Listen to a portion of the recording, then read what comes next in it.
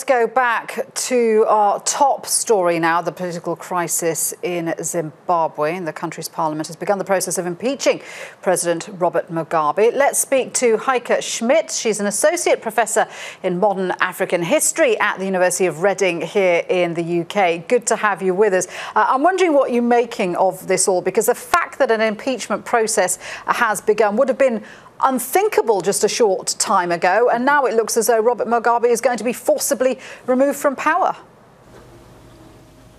Hello, thanks for having me. Yes, it definitely has been unthinkable until just maybe 10 days ago.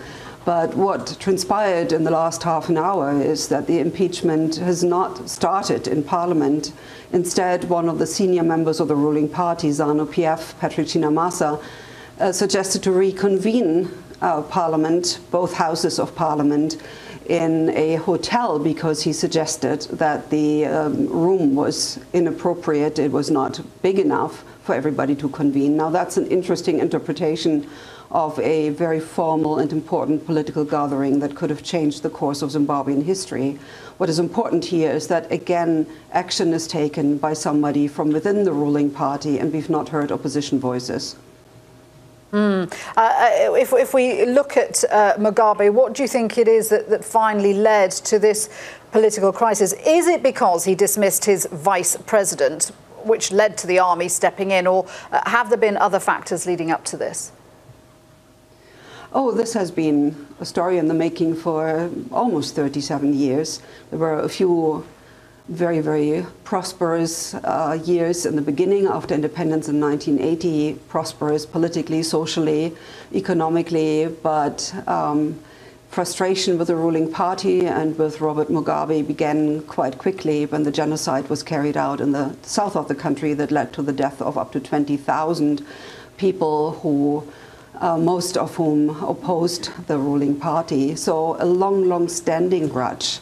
The trigger certainly was last summer when Mugabe's wife declared that in the planned elections mid-next year, her husband, Robert Mugabe, would win, whether he's dead or alive at that time. She phrased it a little bit more politely.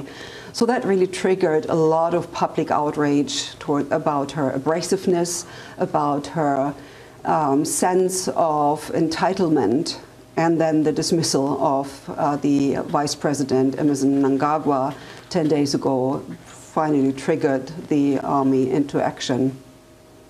Well, we know that there have been some demonstrations taking place outside Parliament, some people calling for elections. Do you think we're going to see that in Zimbabwe? Where do you think Zimbabwe's headed?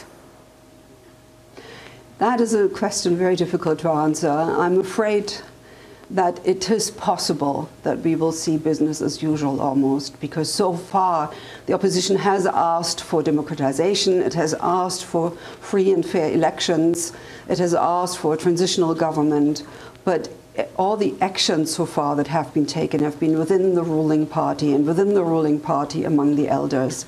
Having said this, one mustn't forget that Zimbabwe is a very young country. The average age is 20, and there is a lot of hope one can set in these young people, both members of the ruling party but also opposition supporters, that they are at a point now that they will have their voices ever more loudly heard. And Zimbabwe has been a very peaceful country in terms of civil society protesting. We saw the jubilous response to Robert Mugabe being removed as party leader, but we also saw the response to his speech on Sunday being sadness and not anger.